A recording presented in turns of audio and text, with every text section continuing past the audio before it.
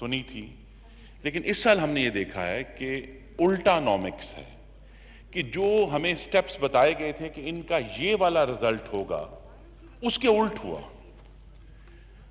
مثلا ہمیں کہا جی کہ اسٹیٹ اونڈ انٹرپرائز کا حل ہمارے پاس ہے کہ وہ سرمایہ کارپوریشن بنانے لگے ہیں۔ ابھی 3 دن پہلے خبر آئی کہ وہ کلیپس ہو گئی ہے، وہ نہیں بن رہی سرمایہ کارپوریشن۔ ہمیں یہ کہا کہ جی ایکسپورٹس کا حل یہ ہے کہ 40% ڈی ویلیو کریں گے۔ پچھلے سال جناب اسپیکر، جس کے پورے سال کے نمبرز ہمارے سامنے ہیں، 40% ڈی ویلیویشن کرنے کے باوجود پاکستان کی ایکسپورٹس میں مسلم لیگ نون کے آخری سال کے مقابلے میں 2.1% کی کمی ہوئی۔ 40% ڈی ویلیو کیا اور -2.1 ایکسپورٹس میں کمی ہوئی۔ پیٹرول سستا کرتے ہیں، پیٹرول غائب ہو جاتا ہے، الٹ ہو جاتا ہے اس کے۔ بہت یہاں کل وزیر اعظم نے بھی کہا، اور ان کا چونکہ ایک خاص اینگل ہے کہ جی کرنٹ اکاؤنٹ ڈیفیسٹ ہم نے کنٹرول کر لیا۔ لیکن جناب اسپیکر، اگر کرنٹ اکاؤنٹ ڈیفیسٹ کنٹرول ہے تو پاکستانی روپے کی قدر نیچے سے نیچے کیوں جا رہی ہے؟ یہ بھی الٹا ایفیکٹ ہے کہ اگر آپ کرنٹ اکاؤنٹ ڈیفیسٹ کنٹرول کر رہے ہیں، اس کا مطلب یہ ہے کہ اگر آپ کے پاس وہ ایشو نہیں ہے آؤٹ فلوز کا، فورن ایکسچینج کا، تو پھر پاکستانی روپیہ نیچے سے نیچے کیوں جا رہا ہے؟ یہ بھی الٹا نومکس ہے۔ پھر اگلا الٹا نومکس یہ ہے کہ جی ہمیں بہت کریڈٹ دیا گیا کہ جی ہم نے دیکھیں کتنے کمیشنز بنائے ہیں، ہم نے انکوائریاں کی ہیں۔ رزلٹ یہ ہے کہ چینی کی قیمت میں 1 روپیہ بھی کم نہیں ہوا۔ تمام انکوائریاں، تمام کمیشن، پہلی انکوائری، فورنزک آڈٹ، پاکستان کے عوام کے لیے چینی کی قیمت میں 1 روپیہ کم نہیں ہوا۔ پھر ہمیں کہا جی کہ دیکھیں، ہم نے مسلم لیگ نون نے 6.25% کے اوپر جو انٹرسٹ ریٹ چھوڑا تھا، ہم نے اس کو ڈبل کیا ہے 13.25% پہ، مہنگائی کنٹرول کرنے کے لیے۔ یہ ہمیں کہانی سنائی گئی۔ یہ بھی الٹ ہو گیا کہ پاکستان کی تاریخ کی سب سے ورسٹ سٹیگفلیشن، یعنی بیک وقت انمپلائمنٹ، انفلیشن جو ہے وہ ہوئی ہے، اور جو 13.25% کا مقصد تھا وہ بالکل الٹے منہ جا کے گرا ہے کہ پاکستان میں انفلیشن جو ہے اسی سال میں جب یہ بڑھائی گئی، اور اس کا ایک سکیم یہ ہوا کہ وہ ہاٹ منی آیا $3.7 بلین کا، وہ پھر واپس بھی چلا گیا۔ اور جو فائنانس منسٹری کی ڈیٹ مینجمنٹ کو بہت بڑا سوال ہے کہ اسٹیٹ بینک کو پہلے بھی انہوں نے شارٹ ٹرم بانڈز کو کہا جی ہم نے لانگ ٹرم میں ٹرانسفر کر دیا، اس وقت کیا جب یہ انٹرسٹ ریٹ گرنے لگا تھا۔ ابھی بھی جب 7% ابھی ہوا ہے، تو اس سے پہلے شارٹ ٹرم بانڈز تھے، ان کو 8.25 پہ 8% کے اوپر پھر انہیں لانگ ٹرم میں کر دیا۔ یہ کیسی ڈیٹ مینجمنٹ ہے کہ پاکستان کے عوام کو زیادہ دینا پڑا ہے؟ اور جناب اسپیکر، یہ جو میزری انڈیکس ہے، اگر آپ کیلکولیٹ کریں گے، 2 چیزوں کا ملاپ ہے کہ پاکستان میں مہنگائی اور پاکستان کی بے روزگاری، پاکستانیوں کی میزری انڈیکس ہر گزرتے دن کے ساتھ اوپر جا رہی ہے۔ اور میرا یہ جناب اسپیکر آپ کے توسط سے مطالبہ ہے کہ اس حکومت نے جو قرضے لیے ہیں، total debt and liabilities technical term ہے، کیونکہ وزیر اعظم صاحب 30,000 ارب کی گردان کرتے ہیں، اگر total debt and liabilities calculate کی جائیں تو اس حکومت نے 30 مارچ 2020 تک 12,940.9، یعنی یہ اشاریے کی حد تک درست نمبر ہے، انہوں نے 12,940.9 ارب کے قرضے لیے ہیں۔ 22 ارب روپے روزانہ بنتا ہے، اس کے اوپر بھی ڈیٹ کمیشن بننا چاہیے کہ کدھر گئے ہیں یہ۔ وزیر موصوف نے فرمایا کہ اپنی بجٹ سپیچ میں کہ ہم نے 5,000 ارب کے قرضے واپس کیے ہیں، ٹھیک ہے، لیکن پھر 7,941 ارب کدھر گیا پھر اس کے بعد؟ اگر آپ نے واپس کر بھی دیے ہیں تو وہ کہاں ہیں؟ اور میری وزیر اعظم سے بھی استدعا ہے، جو ابھی نوید قمر صاحب نے کی ہے، کہ اس ایوان سے غلط بیانی نہ کریں۔ کل انہوں نے فرمایا کہ ہمیں جب حکومت ملی تو مہنگائی آسمان سے باتیں کر رہی تھی۔ جناب اسپیکر، آسمان سے باتیں نہیں کر رہی تھی۔ جس دن پاکستان مسلم لیگ نون کی حکومت نے اپنی آئینی مدت ختم کی، 31 مئی 2018، پاکستان میں فوڈ انفلیشن، اشیاء خورد و نوش کی مہنگائی صرف 1% تھی۔ پاکستان بیورو آف اسٹیٹسٹکس کے نمبرز نکالے، میں ابھی نکال کے آیا ہوں۔ 1% खुर्दोनोश की महंगाई थी। इनके दौर में जनवरी में पाकिस्तान के दही इलाकों में 24% तक फूड इन्फ्लेशन गई है।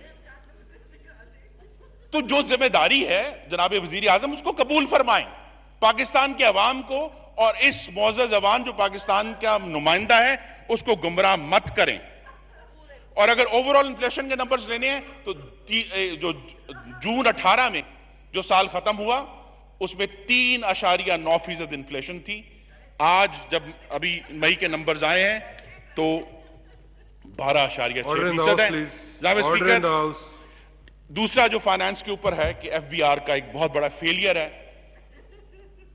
अगर उनको करप्ट कह देते हैं वजीर आजम, उससे मसला हल नहीं होता, क्योंकि मुस्लिम लीग नून ने अपने 5 सालों में रेवेन्यू डबल किया था 1900 अरब से 3842 अरब। पीडीआई से अपने पहले साल में वो भी इकट्ठा नहीं हुआ, अभी कोरोना बहुत दूर था। इन्होंने इकट्ठे किए 3826 अरब रुपए, और इस साल मार्च 31 तक इनके पास 3009 अरब इकट्ठा हुआ है। इस साल भी ये कलेक्शन मुस्लिम लीग नून के आखिरी साल के कलेक्शन से कम रहेगी। और ये जो डिजास्टर है, सिर्फ ये नहीं है कि 13.25% का इंटरेस्ट रेट जो है वो इन्फ्लेशन कंट्रोल करने में नाकाम रहा है। पाकिस्तान की बड़ी सनतें 2 साल से जमीन के अंदर धंस गई हैं। पहले साल 2.7% डिक्लाइन था, इस साल 7.78% का डिक्लाइन है। हॉट मनी आया, और ये सारे इश्यूज जो हैं ये हम नहीं समझ पाए कि ये जो इतना एक्स्ट्राऑर्डिनरी हाई इंटरेस्ट रेट था, सवाए वो लोग जिन्होंने हॉट मनी के बॉन्ड्स खरीदे चंद चंद महीनों के लिए और उसमें डॉलरों में पैसे कमाए, और किसको फायदा हुआ? मजदूर बेरोजगार है, पाकिस्तान की इंडस्ट्री बैठ गई है, इन्फ्लेशन कंट्रोल नहीं हुई। और जनाब चेयरमैन, मेरी सदा होगी कि फाइनेंस मिनिस्ट्री हमें यह भी बताए कि जो कोविड के लिए रिलीफ आया है, चाहे वो आईएमएफ की रैपिड फाइनेंसिंग फैसिलिटी थी 1.4 अरब डॉलर की, उसके अलावा उसकी एक फुल अकाउंटिंग इस अवान के सामने पेश की जाए, और उसको जिस तरह खर्च किया जा रहा है वो भी इस अवान के सामने आना चाहिए। और ये भी बताए हमें कि BIS जो इनका एहसास प्रोग्राम है, बेनजीर इनकम सपोर्ट प्रोग्राम का, उसकी जो एलोकेशन थी 2019-20 की, उससे ज्यादा कितना आपने खर्च किया है, क्योंकि वो ज्यादा नहीं है। और हमारे सबके जहनों में जनाब चेयरमैन बड़ा एक सवाल खड़ा हुआ है कि वो कौन सी खुफिया रिपोर्ट थी इकोनॉमी के ऊपर जो काबीना को पेश की गई, जिस पे वजीर आजम परेशान हो गए कि ये तो हालात इतने खराब हैं। वो कौन सी खुफिया रिपोर्ट है? कोई खुफिया रिपोर्ट जो है वो इस ऐवान से ज्यादा मुकद्दस नहीं हो सकती। नेशनल सिक्योरिटी इन्वॉल्व नहीं है। बताएं पाकिस्तान की इकोनॉमी की क्या सिचुएशन है, और इस पर भी इंक्वायरी करें। फाइनेंस मिनिस्ट्री में इंक्वायरी होनी चाहिए कि वो कौन लोग थे जिन्होंने पिछले साल के बजट में इस ऐवान को और पाकिस्तान के अवाम को मिसलीड किया और कहा जी 3.3% ग्रोथ रेट है, और बाद में वो 1.9% निकला। वो कौन लोग थे जिन्होंने हमें मिसलीड किया कि 7.1% डेफिसिट है, जो असल में 9.2% निकला। तो हमें बताएं। मैं आखिरी बात कर रहा हूं जनाब स्पीकर, आखिरी बात जो कंसर्न है फाइनेंस मिनिस्ट्री से, क्योंकि फाइनेंस के मुशीर ECC को चेयर करते हैं, कि पाकिस्तान की गवर्नमेंट की economic policy is being manipulated bye mafias, चाहे वो चीनी हो, चाहे वो टैक्स एग्जम्पशंस हो, चाहे वो अद्वियात की कीमतें हो, चाहे ऑयल इंपोर्ट को रोकना हो, चाहे वो कंस्ट्रक्शन के लिए एमनेस्टी हो। ये सब बातें मैनिपुलेशन हो रही है पाकिस्तान की। जो मुआशी पॉलिसी है उसको माफिया अपनी मर्जी से धकेल रहे हैं, left and right.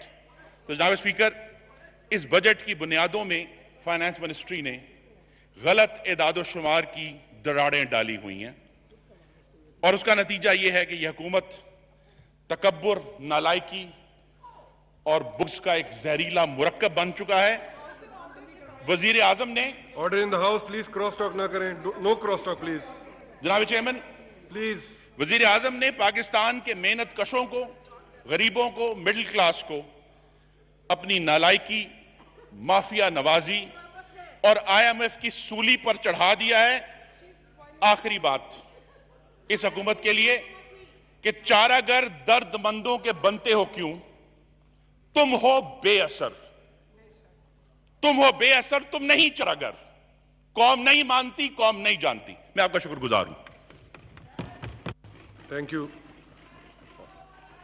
Please speaker کو بات کرنے دیں. گورنمنٹ کی جانب سے جواب آئے گا, رپلائی آئے گا. جی آنریبل ہنا ربانی کھر صاحبہ, پلیز بیٹھ جائیں. Take your seats please. Thank you, Mr. Take your Speaker. Seats please. Mr. Speaker,